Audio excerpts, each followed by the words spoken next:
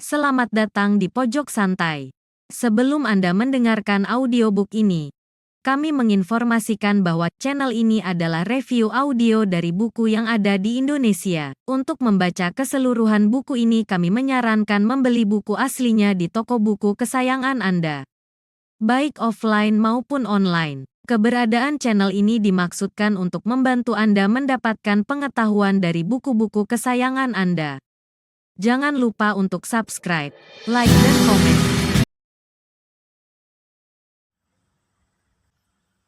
Selamat datang di Pojok Santai, channel khusus yang membahas komik dan novel dengan cara asik. Akhirnya, Suto Sinting alias pendekar mabuk diterima oleh pemimpin perguruan Merpati Wingit yang bernama Betari Ayu. Apa yang akan terjadi selanjutnya? Yuk, langsung saja disimak video kali ini.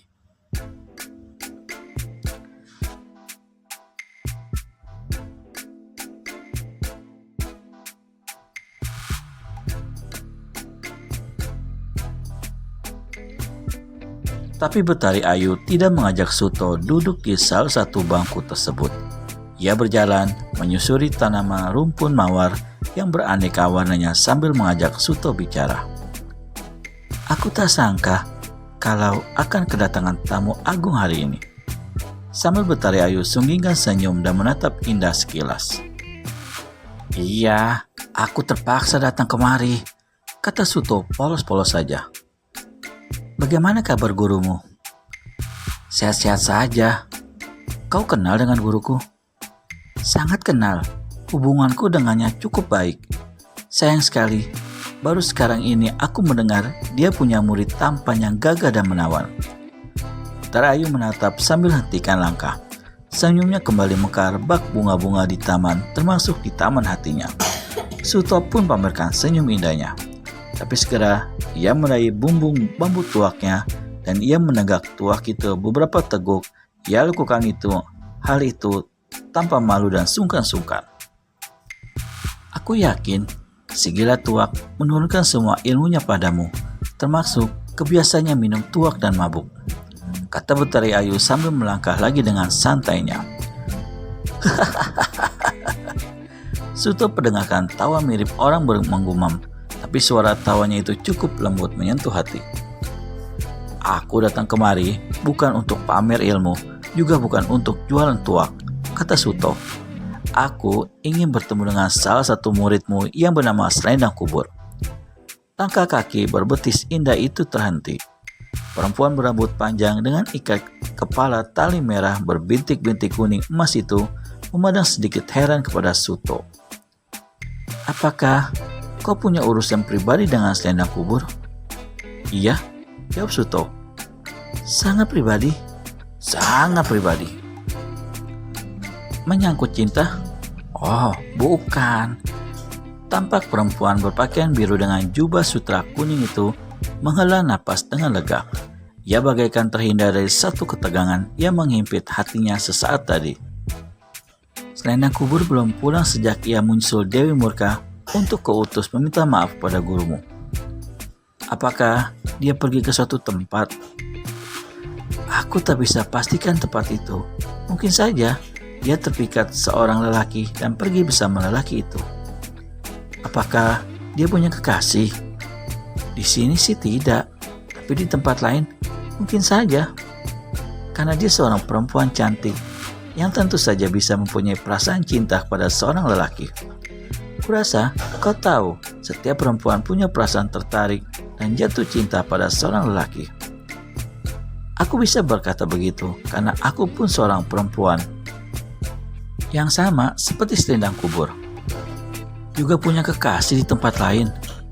Senyum sipu mekar di bibir manis Betari Ayu yang meski sudah berusia tapi tetap awet muda dan cantik.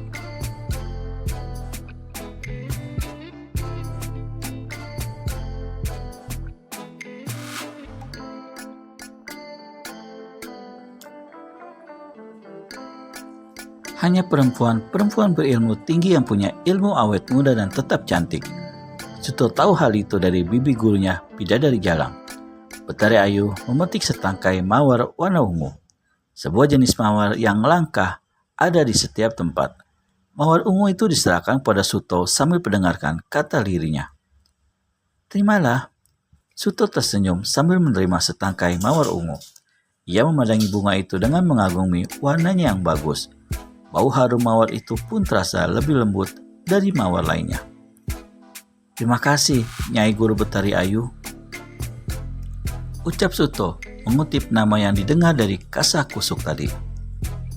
Tapi, apa artinya kau memberikan setangkai mawar ungu itu padaku? Betari Ayu alihkan pandang. Tangannya merapikan letak ranting mawar yang kurang rapi sambil menjawab. Sebagai jawaban dari pertanyaanmu tadi, Suto, kalau aku menyerahkan setangkai bunga pada seorang pria, itu berarti aku berkata bahwa aku belum punya kekasih di tempat lain maupun di sini. Dan kalau bunga itu berwarna ungu, itu pertanda pernyataanku sangat jarang kuberikan pada seorang pria. Karena, Betari Ayu sentakkan tangan. Jari telunjuknya tertusuk duri mawar. Jari itu berdarah dan Betari Ayu gigitkan bibir menahan sakitnya.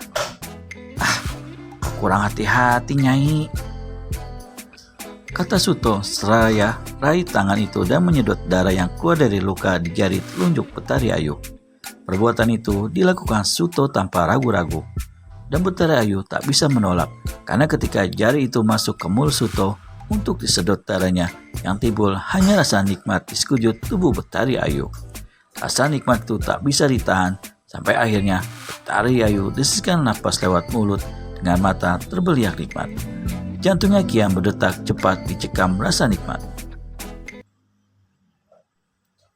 Semak belukar di dalam hutan bagi dihempaskan oleh angin ribut.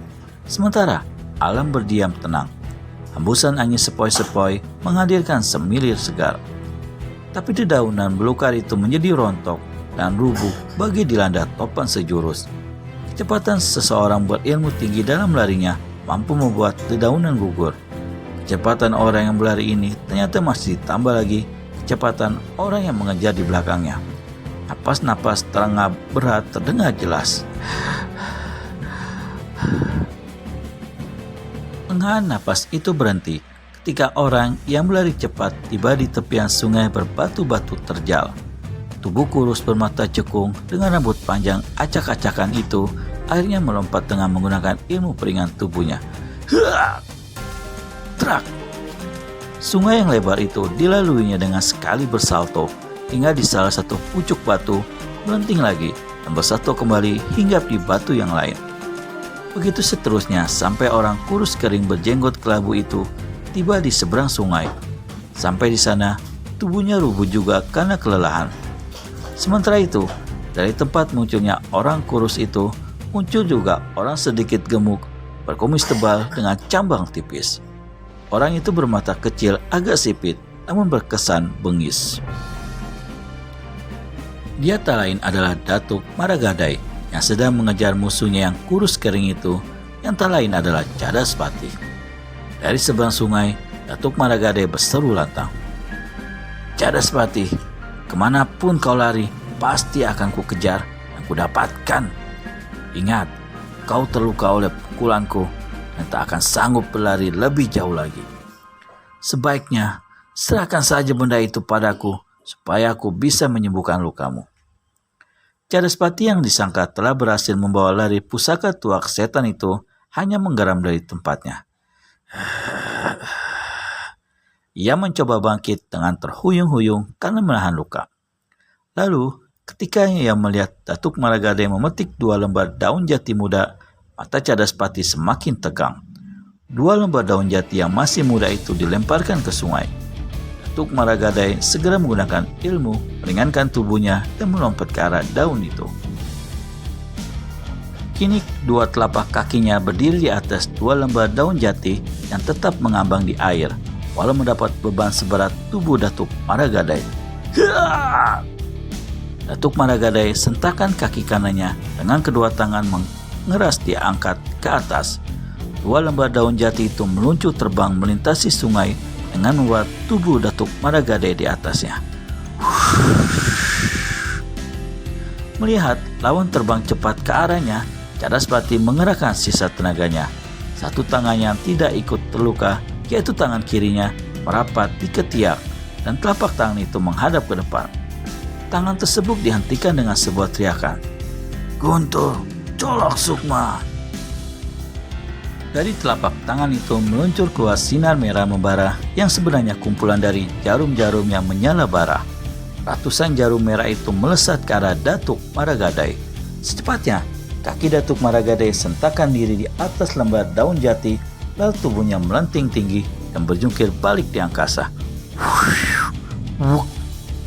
Gerombolan jarum merah itu melesat menghantam dua lembar daun jati yang telah kosong itu.